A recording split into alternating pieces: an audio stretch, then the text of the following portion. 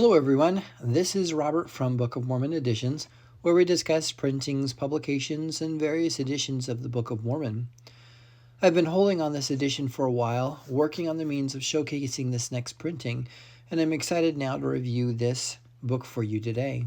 This is the Stick of Joseph in the Hand of Ephraim. This edition is a hardback volume with Hebrew letters on the cover stating the same title. This was created in 2019 by the Restoration Scriptures Foundation. Right off the bat, the introduction makes the case that this edition was meant for the tribes of Israel and specifically for the house of Judah.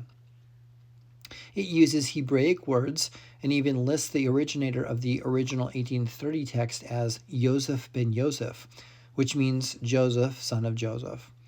The introduction argues not to list this book as just another this or that, and states that this is a unique and not to be compared with alternative texts. So I'll attempt to create the same context as to how it's meant to be printed.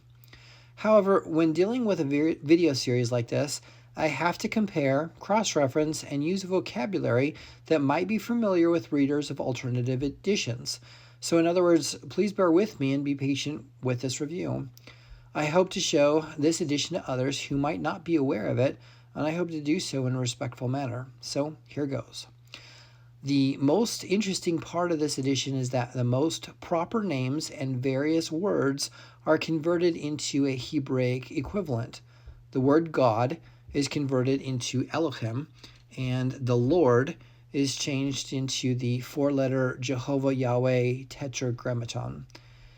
Biblical references such as Zedekiah, Isaiah, and Jerusalem are also converted into the Hebraic equivalents. All throughout this edition, the text is styled for Hebraic so that readers with a Hebrew background will be familiar and comfortable with the text. So the target audience for this edition are those who read Hebraic English and are familiar with Jewish customs. This text is in novel format and reader style, which ends on page 640. Also interesting to point out is that biblical or Old Testament phrases or chapters, such as the Isaiah chapters, are in bold. So it's interesting to see where this edition is similar in phrases and sections, similar to that of the Old World texts. The back of the book has some interesting indexes and are worth looking through. This includes a glossary and lists the Hebraic names, often in Hebrew lettering, and general notes on that name. There is an appendix regarding the original source text, originating in 1830 with Yosef ben Yosef.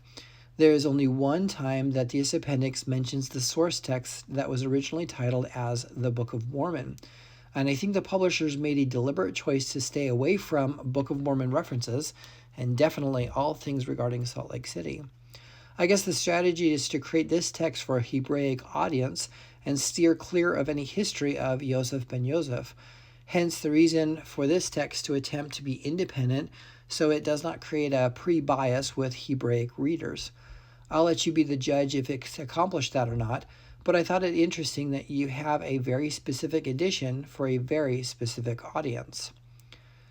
The back also has a section regarding Hebrew phrasing of the text and goes into detail about phrases such as, and it came to pass, and the use of redundant ands, and a number of other text usage that seems a little strange in English.